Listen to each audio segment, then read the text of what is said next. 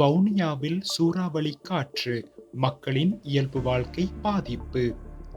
வவுனியாவில் இன்று வீசிய சூறாவளி காற்றால் மரங்கள் முறிந்து வீழ்ந்துள்ளதுடன் மக்களின் இயல்பு வாழ்க்கை பாதிக்கப்பட்டுள்ளது.